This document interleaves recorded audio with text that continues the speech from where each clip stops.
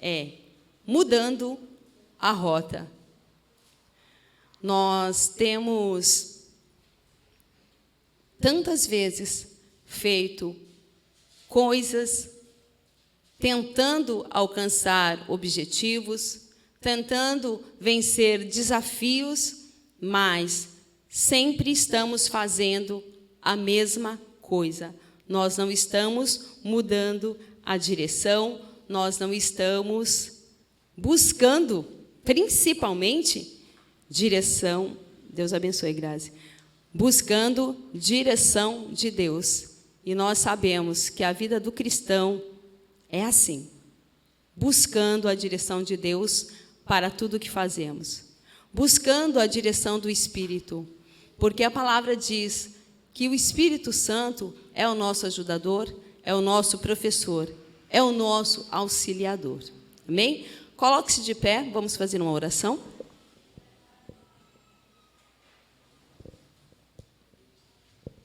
Santo é o teu nome, Senhor. Pai amado e santo, nessa manhã nós pedimos, Deus, que a tua vontade, que é boa, que é perfeita, que é agradável, Senhor, seja feita em nossas vidas.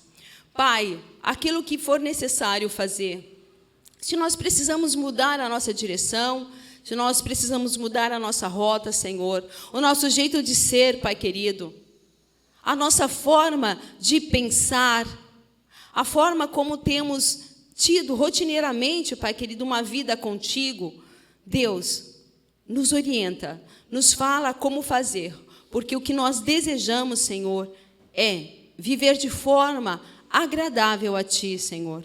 É viver de forma agradável à nossa família, é viver de forma agradável ao nosso irmão, Senhor. Fala conosco nessa manhã. Espírito Santo de Deus, vem e molda as nossas vidas conforme a Tua vontade, conforme o Teu querer. Nós Te pedimos e já agradecemos, no nome do Teu Filho amado, Senhor Jesus. Amém? Podeis se assentar. Vocês que já abriram as vossas Bíblias no livro de Atos 16, na verdade, nós vamos ler um versículo ainda do capítulo 15. Começa lá no versículo 7. Tá bom? Diz assim: E quando chegaram a Mísia, intentavam ir para a Bitínia, mas o Espírito de Jesus não lhe permitiu. E tendo passado por Mísia, desceram a Troade. Já no 9 do capítulo 16. E Paulo teve de noite uma visão em que se apresentou um varão da Macedônia e lhe rogou, dizendo: Passa a Macedônia e ajuda-nos. E logo depois desta visão, procuramos partir para a Macedônia, concluindo que o Senhor nos chamava para lhes anunciarmos o Evangelho. E navegando de Troade, fomos correndo a um caminho direito para a Samotrácia, e, no dia seguinte, para Neápolis. E dali para Filipos, que é a primeira cidade desta parte da Macedônia, e é uma colônia. E estivemos há alguns dias nessa cidade. E no dia de sábado saímos fora das portas para a beira do rio, onde julgávamos ter lugar para oração, e assentando-nos falamos às mulheres que ali se ajuntaram. E uma certa mulher chamada Lídia, vendedora de púrpura da cidade de Tiatira, e que servia a Deus, nos ouvia. E o Senhor lhe abriu o coração para que estivesse atenta ao que Paulo dizia. E depois que foi batizada, ela e a sua casa, nos rogou, dizendo: Se haveis julgado que eu seja fiel ao Senhor, entrai em minha casa e ficai ali. E nos constrangeu a isso. E aconteceu que, indo nós à oração, nos saiu ao encontro uma jovem que tinha espírito de adivinhação, a qual, adivinhando, dava grande lucro aos seus senhores. Esta, seguindo a Paulo e a nós, clamava, dizendo: Estes homens que nos anunciam o caminho da salvação são servos do Deus Altíssimo. E isto fez ela por muitos dias. Mas Paulo, perturbado, voltou-se e disse ao espírito: em nome de Jesus Cristo, te mando que saias dela. E na mesma hora saiu. E vendo seus senhores que a esperança do seu lucro estava perdida, prenderam Paulo e Silas e os levaram à praça, à presença dos magistrados. E, apresentando-se aos magistrados, disseram: estes homens, sendo judeus, perturbaram a nossa cidade e nos expõem costumes que não é lícito receber nem praticar, visto que não somos romanos. E a multidão se levantou unida contra eles, e os magistrados, rasgando-lhes os vestidos, mandaram açoitá-los com varas. E, havendo-lhe dados muitos açoites, os lançaram na prisão, mandando ao carcereiro que os guardasse com segurança. O qual, tendo recebido tal ordem, os lançou no cárcere interior e lhes segurou aos pés no tronco. E perto da meia-noite, Paulo e Silas oravam e cantavam hinos a Deus, e os outros presos os escutavam. E de repente sobreveio um tão grande terremoto que os alicerces do cárcere se moveram. E logo se abriram todas as portas e foram soltas as prisões de todos. E acordando o carcereiro, vendo abertas as portas da prisão, tirou a espada e quis matar-se, cuidando que os presos já tinham fugido. Mas Paulo clamou com grande voz, dizendo: não te faças nenhum mal, todos estamos aqui. E pedindo luz, saltou dentro, e todo trêmulo se prostrou ante Paulo e Silas. E tirando para fora, disse: senhores, que é necessário que eu faça para me salvar? E eles disseram: crê no Senhor Jesus Cristo e serás salvo tu e a tua casa. E tornando-os ele consigo naquela mesma hora da noite, lavou-lhe os vergões e logo foi batizado, ele e todos os seus. E levando-os à sua casa, lhes pôs a mesa, e na sua crença em Deus, alegrou-se com toda a sua casa. Até aqui. Quando nós começamos no versículo 7, observe que o Espírito Santo moveu Paulo, que tinha uma direção, para uma outra direção. Hoje a gente vai falar do quê? Dos métodos que Deus tem para salvar vidas. Quantas foram as vezes que pessoas precisaram passar por tantos processos para conseguir achar o caminho de Deus, achar o caminho de Jesus Cristo, caminhar por Ele para chegar a um objetivo. É claro que todos os dias nós continuamos buscando esse alvo, buscando esse objetivo. E todos os dias de nossas vidas, assim que nós despertamos, temos novos desafios. Vencemos o desafio das primeiras horas, mas nas segundas horas nós já temos outros desafios. E assim é a vida do crente, assim é a vida do ser humano. Só que nós temos essa condição de que, quando temos esses desafios, sabemos que podemos contar com o Pai. Sabemos que podemos contar com o Senhor Jesus, que diz que não nos desampara. Podemos contar com o Espírito Santo de Deus, que em todo momento está do nosso lado, nos orientando, apontando a direção ou tirando daquela direção. E foi justamente isso que aconteceu aqui com Paulo. Paulo recebeu do Espírito Santo, com certeza, a direção de não ir para aquilo que havia no seu coração. Quando nós lemos aqui, já no versículo 9, ele diz assim: Paulo teve à noite uma visão. Paulo teve à noite uma visão de um homem que pedia para que ele fosse. Nós imaginamos que isso é o quê? Se não o agir do Espírito Santo de Deus para que nós possamos fazer algo da parte dele. Eu não sei se você já teve essa experiência. Eu tenho experiências de sonhar com pessoas que eu não conheço. Com qualquer pessoa que eu sonhar, eu vou orar, eu vou interceder por ela. independente de onde, porque eu não sei como o mover do Espírito Santo está trabalhando naquela hora, se Ele está me despertando aqui, para que eu possa orar por uma vida que está passando por uma situação. Sabe-se Deus em que parte do planeta, porque é dessa maneira que o Senhor age. Quando Ele pede para que nós estejamos orando sem cessar, é justamente por isso. Em todo o tempo, orando pelos nossos irmãos, orando pelos nossos inimigos, orando pela nossa nação, orando por todos. É dessa maneira. E o Senhor, então, colocou no coração de Paulo que ele não devia seguir aquela rota, mas sim mudar para um outro destino. No versículo 13, nós lemos aqui que Paulo procurava um lugar de oração. Todos nós sabemos que Paulo, ele era judeu, mas ele também tinha cidadania romana.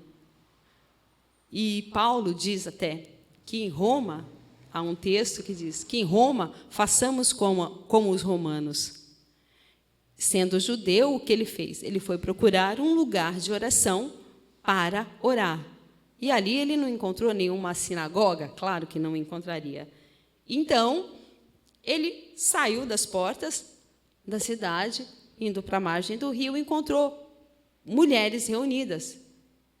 E ali ele já viu a oportunidade. A palavra do Senhor diz que nós devemos pregar em tempo e fora de tempo.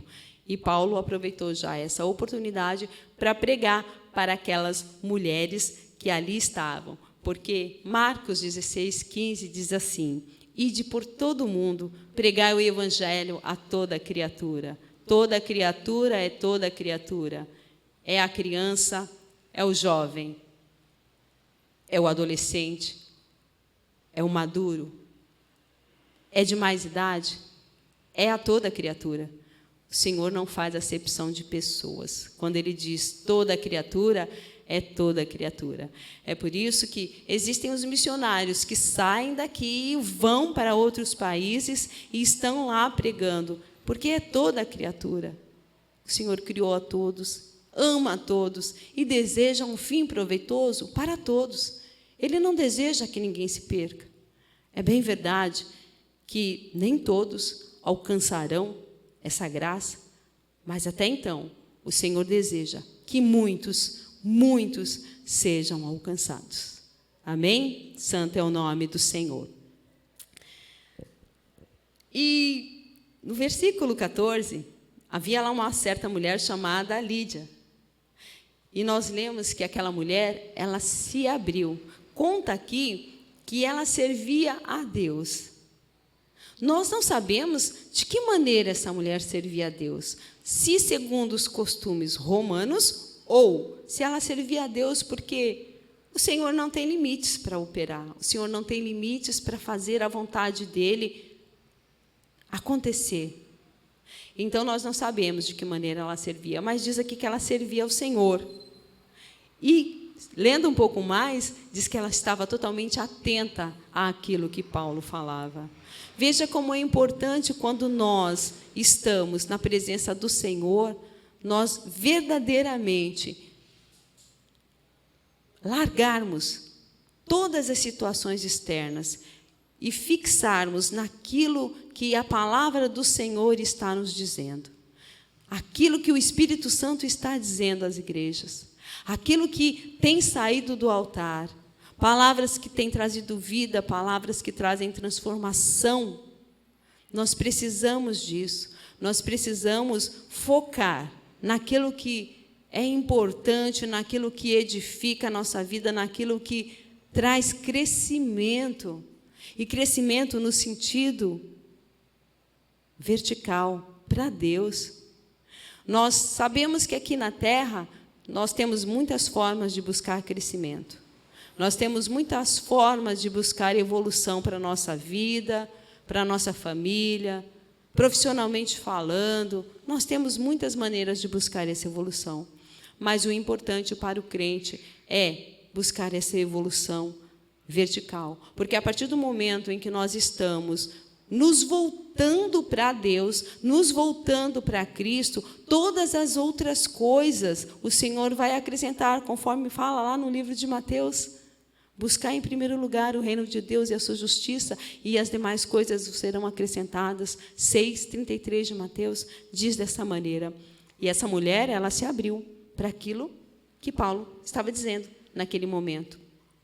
E quando nós já lemos depois no versículo 15, já diz que ela foi batizada, ela e sua casa. E ela ainda já faz o convite para que Paulo e Silas estejam na casa dela. Só que aí, assim, o inimigo de nossas almas sabe exatamente as coisas boas que estão para acontecer, e é claro que ele, em todo tempo, vai tentar jogar uma flecha, uma seta, uma situação, para que as coisas mudem do rumo que elas estavam, mudem de direção, para que percamos o foco e, ao invés de continuarmos firmes naquilo que o Senhor tem para as nossas vidas, nós acabamos desistindo. O Senhor não tem prazer naquele que bota a mão no arado e olha para trás. Nós precisamos, sim, no meio das lutas, das dificuldades, nós sabemos que não estamos sozinhos. Nós sabemos que há um Deus de amor, que há um Deus cuidadoso, um Deus que Ele mesmo diz que Ele não dorme, Ele não dormita, Ele está conosco em todo o tempo, Ele está zelando, Ele está olhando por cada um de nós. Precisamos colocar isso verdadeiramente em nossa consciência todos os dias quando acordamos e vemos uma certa dificuldade, que precisamos, um desafio que temos que enfrentar, precisamos colocar, mas Deus é comigo. Ele disse que o Senhor Jesus estaria comigo, que Ele não ia me deixar de maneira nenhuma. Então eu preciso que isso seja uma convicção na minha vida. E eu preciso que essa convicção seja tão forte a ponto de que a minha família veja isso, tenha isso como exemplo. Ontem nós tivemos uma situação aqui que foi dita sobre o Benício. E é assim, eu falei, pastor, não tem como. O exemplo arrasta. O exemplo dentro da tua casa, dentro da tua família, vai arrastar os seus filhos. O exemplo que você tem no seu trabalho vai arrastar pessoas. Isso que nós precisamos ser. Como Paulo disse, né? Que seja o meu exemplo, onde foi citado na pregação aqui no sábado. E para vocês que nos assistem, que talvez ainda não tenham essa informação, nós já estamos com os cultos aos sábados, às 19 horas. Também está sendo transmitido através das redes sociais. Então, se você não pode ainda vir até a casa do Senhor, esteja conosco aqui no sábado, participando dos cultos de adoração ao Senhor.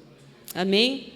Porque, lembre-se, nós precisamos buscar crescentemente essa evolução com Cristo, com Deus, com os céus. Amém? Mas, como eu dizia, Satanás vai lançar alguma seta, vai lançar alguma coisa. E se nós não estivermos realmente atentos, a gente acaba caindo. Apareceu aqui o quê? Uma moça que tinha um espírito de adivinhação. E aí vocês vão falar, mas Eliana, nós lemos aqui que ela estava aqui declarando que aqueles homens eram servos do Deus Altíssimo e que eles estavam ali para pregar a salvação. Oh, bom, bom. Mas nós sabemos que a honra, que a glória, que o louvor devem ser dados ao Senhor. Nós somos meramente instrumentos usados por Ele para que a palavra dEle chegue às vidas, para que a palavra dEle vá e faça o que é necessário fazer. Se é necessário salvar, vai salvar. Se é necessário curar, vai curar. Se é necessário trazer aqui a consciência e tomar aquele chacoalhão, é isso que ela vai fazer. Deus cuida dos seus filhos, Deus cuida de cada um de nós, e tudo aquilo que Ele tem nos ensinado é somente para o nosso crescimento, para o nosso aprendizado. Como eu digo, é o vestibular que estamos fazendo aqui para chegar na faculdade, na universidade dos céus. Amém? Glórias a Deus. Paulo se incomoda com aquilo e faz o quê? Com que aquela menina seja liberta. Ele pede Ele manda, ele ordena que, em nome de Jesus, aquele espírito saia daquela jovem. Saiu. O que aconteceu? Puxa vida, o lucro daqueles homens, daquela escrava, se perdeu. O que eles foram fazer? Rapidamente buscaram ali as autoridades e falaram: olha, esses homens estão ensinando costumes. Na verdade, você observa que eles nem falaram: olha, ele fez o seguinte aqui, ó, tinha uma escrava que me dava lucro e não tenho mais, porque ela não faz mais o que ela fazia.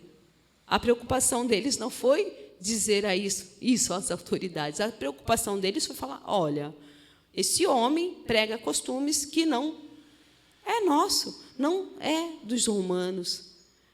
E rapidamente pegaram Paulo e Silas e os lançaram na prisão. É uma história que nós conhecemos, sabemos de tudo o que aconteceu ali. Mas lembre-se, nós começamos falando lá no início sobre mudar a rota, mudar a direção. Precisamos fazer diferente em nossas vidas aquilo que estamos costumeiramente fazendo. Se você tem 2, 3, 4 meses, 1 ano fazendo aquilo e você ainda não teve um resultado, vamos mudar para ver se a coisa acontece? Porque se nós mudarmos e pedirmos direção a Deus para aquilo que vamos fazer, Ele com certeza vai nos ajudar.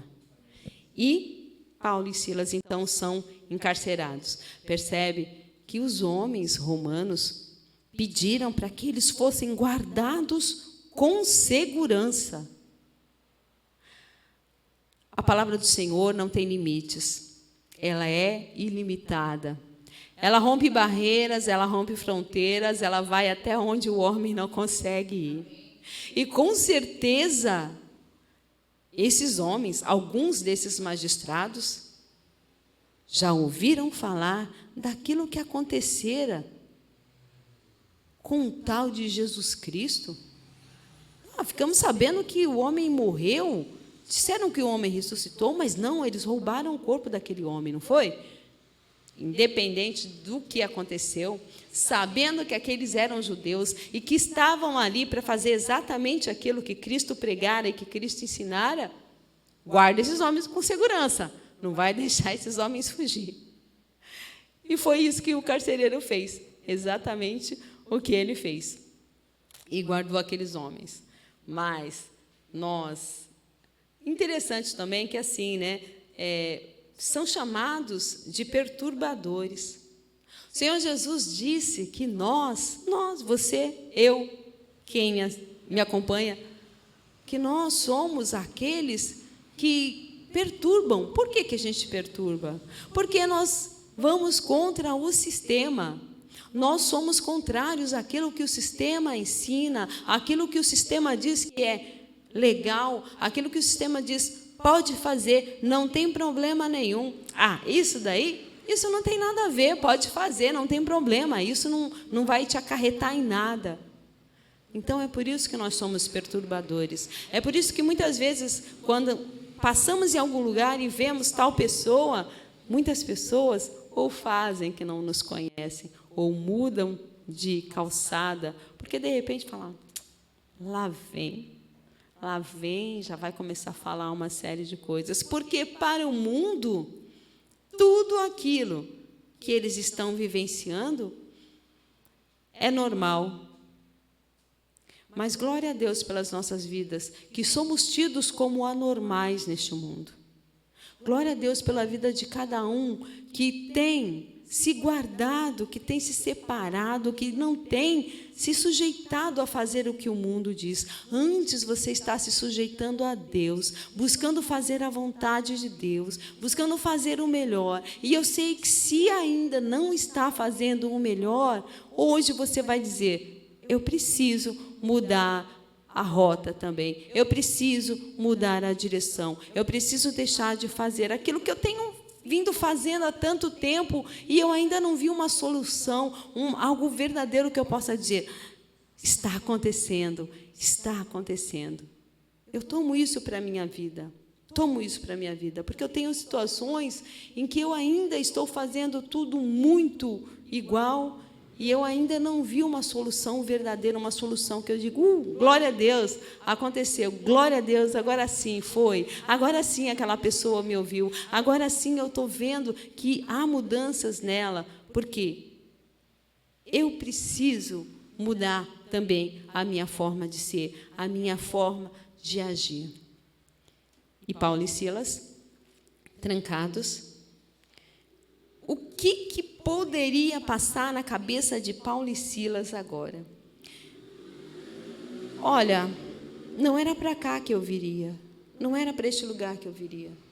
Eu tinha outro caminho, eu tinha outra decisão. Mas funciona assim. Provérbios 19, 21, ele fala assim. Eu vou lendo aqui. Muitos são os planos no coração do homem, mas o que prevalece é o propósito de Deus. Vou repetir. Muitos são os planos no coração do homem, mas o que prevalece é o propósito no coração de Deus. Quem era Paulo? Nós conhecemos esse Paulo. Conhecemos esse homem. Conhecemos que ele dizia, ele tinha uma vida tão assim com Cristo que ele declarava, não sou mais eu que vivo, mas é Cristo que vive em mim. Então pensa, de coração aberto, foi lançado no cárcere, foi aprisionado de uma forma assim que a preocupação é de que jamais ele saísse daquele lugar, porque até nos tornozelos prenderam aquele homem.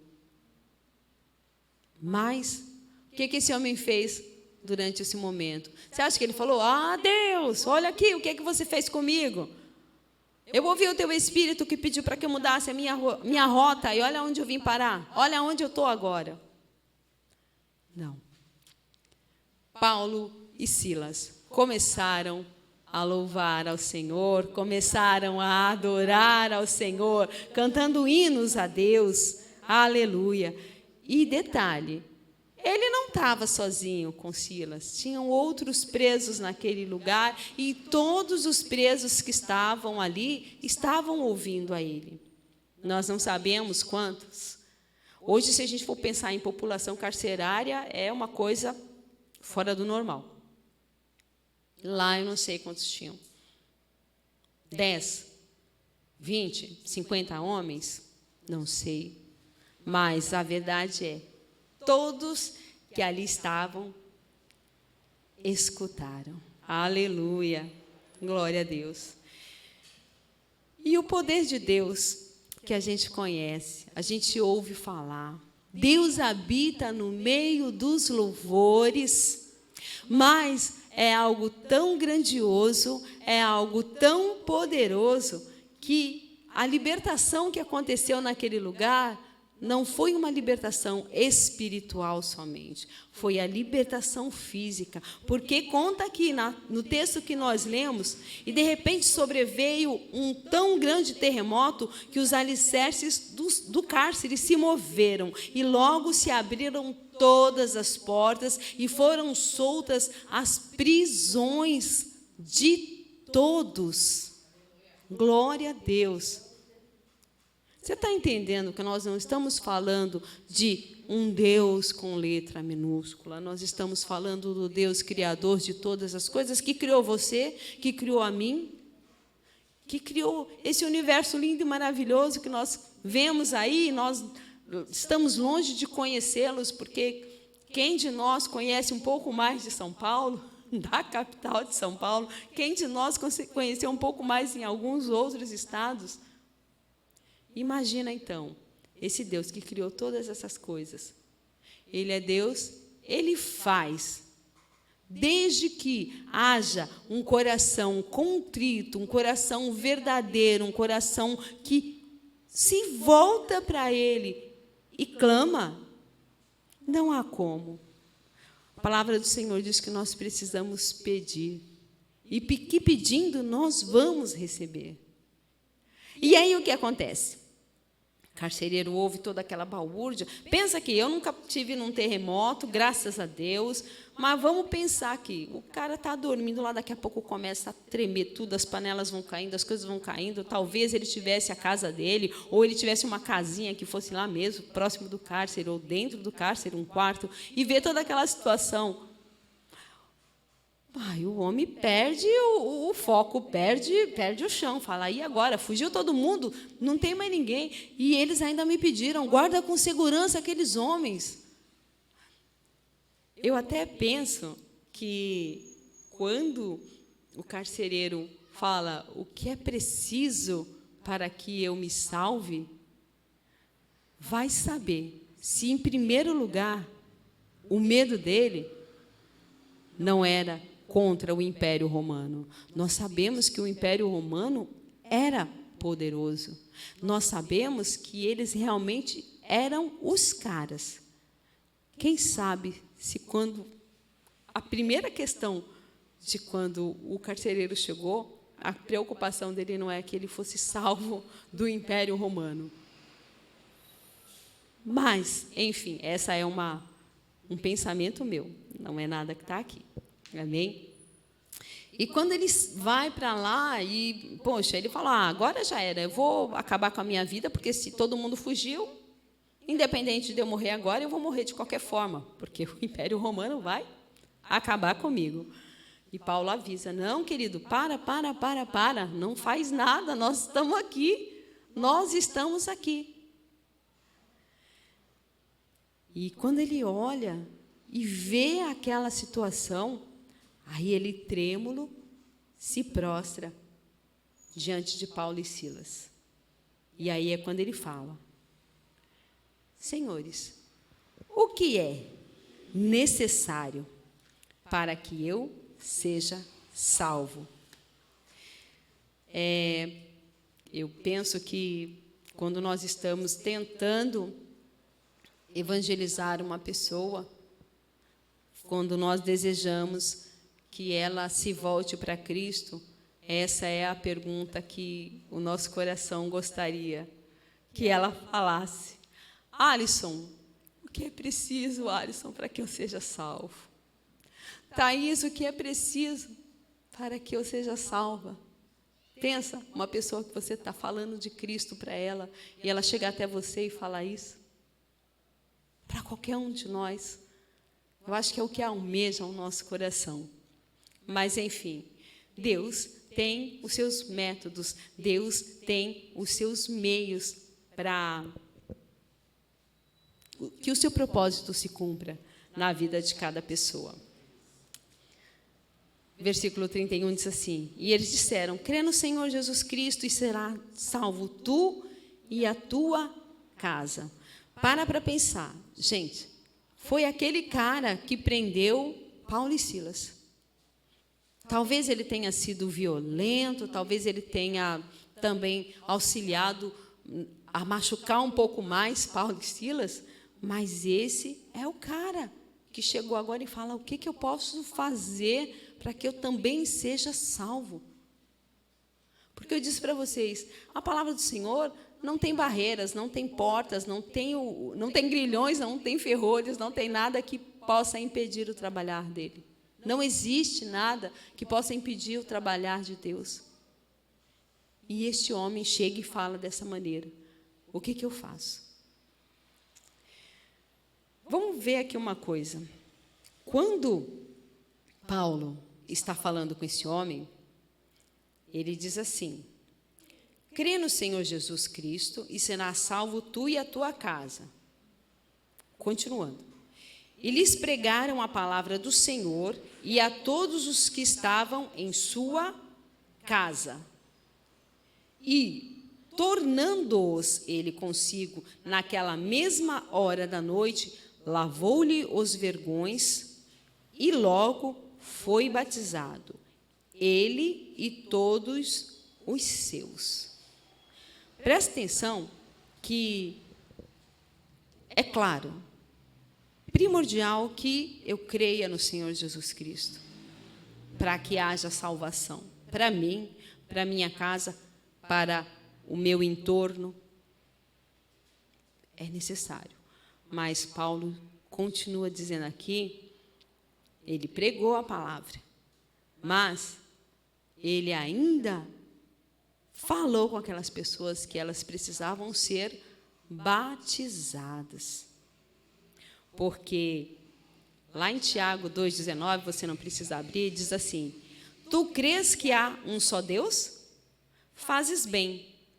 Também os demônios o creem e estremecem. Os demônios também creem no Senhor Jesus, mas nenhum demônio será salvo. Então, nós paramos para pensar que o batismo aqui é algo que faz parte, que é necessário, que é um pacote fechado. Sabemos que existem situações que o batismo não vai ser possível, a exemplo do ladrão na cruz, a exemplo de repente, você está pregando para uma pessoa que já está num estado terminal e não tem como ela ser batizada. Enfim, há suas situações, mas, como eu digo, nós servimos um Deus ilimitado. Ele não tem limites para salvar e, com certeza, conhece o coração do homem e sabe exatamente o que vai lá dentro. Essa terra estranha aqui, somente o Senhor pode conhecer. E o texto continua dizendo que também toda aquela família foi batizada, não somente o carcereiro. E no versículo 34 diz assim: tomando ele consigo naquela... Não, eu errei aqui. E levando-os à sua casa, lhes pôs a mesa e, na sua crença em Deus, alegrou-se com toda a sua casa. Veja você, o Senhor salva, o Senhor trata e o Senhor traz alegria. Nós precisamos ter essa alegria dessa salvação, da salvação de Cristo em nós, da salvação de Cristo para a nossa família. Olha que maravilha que é. Vamos lembrar do carcereiro. O carcereiro estava lá preocupado porque aconteceu aquilo. Ele já ia se matar, porque ele fala: se eu não morro aqui agora, o Império Romano vai me matar. Agora é um novo homem que já tem a alegria da salvação. É aquele que para e pensa assim: eu não vou me preocupar mais com o que o homem pode fazer.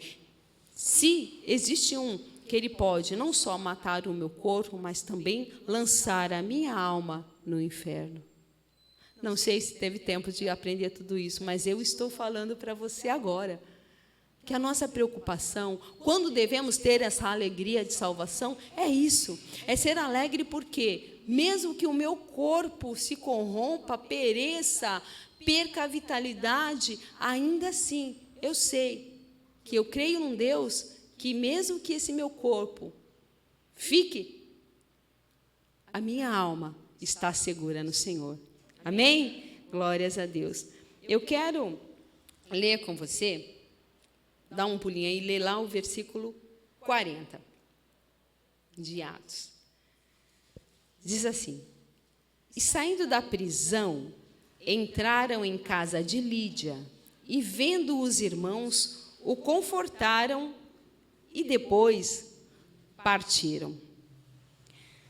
Você viu que quando nós lemos no início, nós falamos que Paulo mudou a rota dele, foi para Macedônia, e de lá...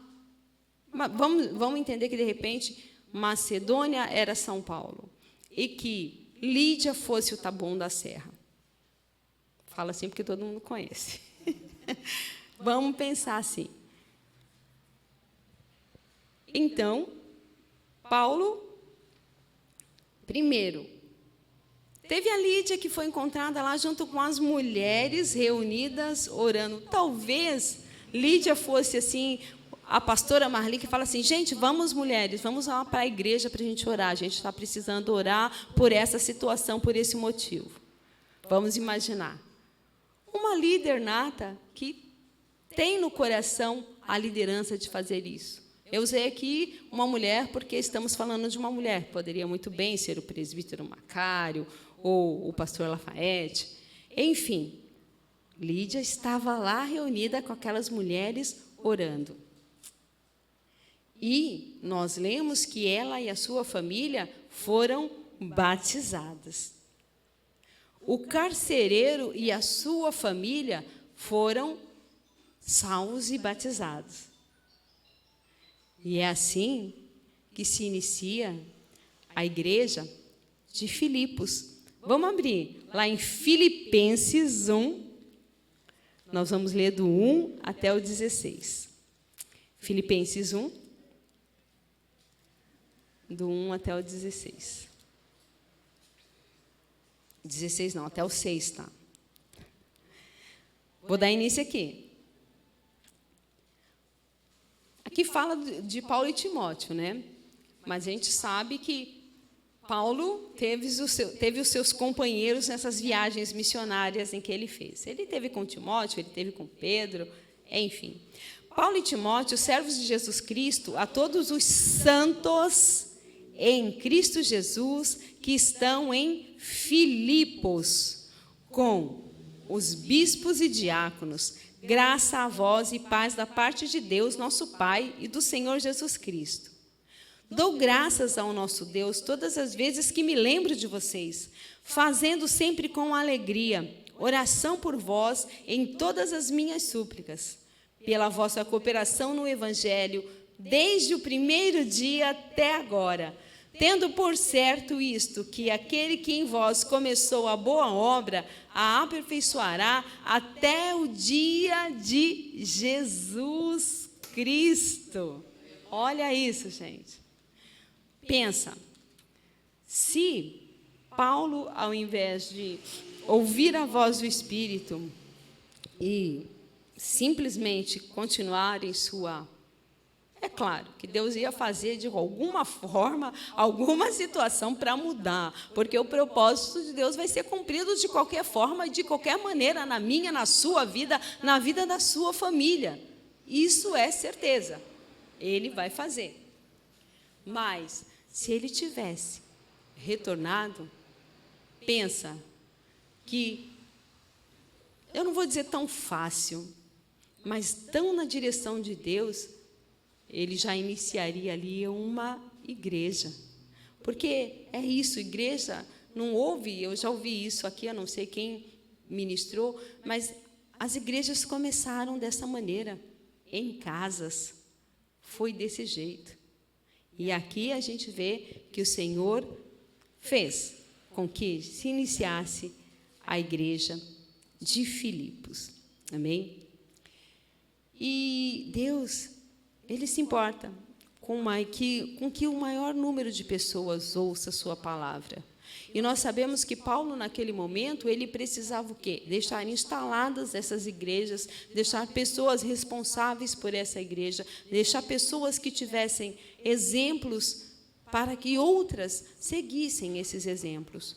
Porque o Senhor quer que todos tenham a alegria da salvação e propagar essa informação, essa boa nova do Senhor Jesus é a função de todo salvo, de todo crente, de todo cristão, de todo aquele que segue o Evangelho de essência, o Evangelho que Cristo tem ensinado às suas igrejas.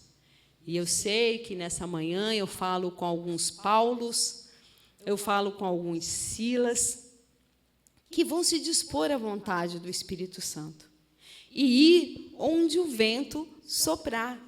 A gente precisa fazer isso. A gente precisa se dispor a ir onde o vento soprar. E o vento sopra. A gente não vê, a gente não sabe de onde vem, mas a gente sabe que ele sopra. Diz assim em João 3,8: o vento sopra onde quer. Ouves a sua voz, mas não sabes de onde vem, nem para onde vai. Assim é todo aquele que é nascido do Espírito. Nós precisamos cumprir com a nossa missão. Qual é a nossa missão? pregar o evangelho a toda criatura. A nossa missão é ser sal. Se você é sal, salga aonde você estiver. E o salgar, que nós dizemos aqui, é temperar. É dar tempero. É ficar tudo na média, tudo ficar no equilíbrio, nada de mais, nada de menos, é tudo na média. A palavra do Senhor diz que nós somos luz. Se você é luz, ilumina. Ilumina. Se você é portador da paz, seja pacificador. Aonde quer que você esteja, seja pacificador. Paulo e Silas estavam na prisão. Eu não sei se você está passando por alguma prisão. Não é a prisão física, mas pode ser que você esteja aprisionada em alguma situação, aprisionado em alguma situação. Mas saiba, a exemplo de Paulo e Silas, que quando foram levados até aquele lugar, quando foram guardados com a máxima segurança, conforme o Império Romano desejou e pediu para que eles fossem, eles não murmuraram. Ao contrário disso, eles louvaram a Deus e todos aqueles que estavam ali próximos viram. Eles não só ouviram, mas eles viram a glória do Senhor. Porque eles ouviram os rumores por conta do terremoto. Eles ouviram Paulo e Silas louvando a Deus. Mas eles viram o que aconteceu naquele lugar. Eles viram a glória do Senhor. Eles viram que o propósito de Deus se cumprira naquele lugar. Porque, pensa vocês, eles olhando aquele carcereiro, que talvez, como eu disse, fosse um homem violento, não fosse um homem carrancudo, fosse um homem com uma fama terrível, fosse um homem que todos os que estavam ali encarcerados teriam sido jogados ali por ele. E na hora em que aquele homem quer atentar contra a sua própria vida, Paulo chama, não faz nada, está todo mundo aqui, ninguém saiu. Talvez alguns tivessem estarrecidos por aquilo que viram, pela maravilha que viram acontecer naquele lugar, talvez estivessem, sem ação, paralisados, mas com certeza todos viram.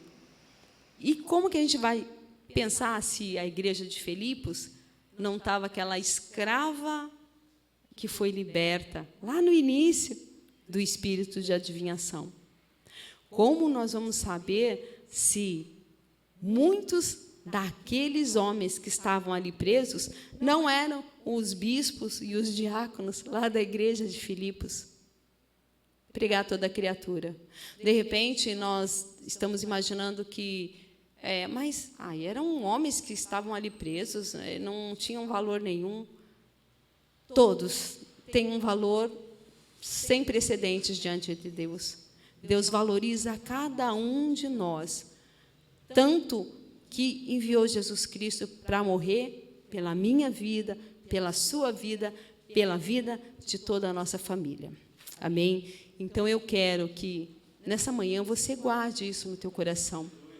Guarde no teu coração que as rotas precisam ser mudadas. Nós precisamos mudar aquilo que, em nós, parece que não está surtindo o resultado que eu gostaria que surtisse. Precisamos estar mais atentos ao que o Espírito Santo tem dito às igrejas.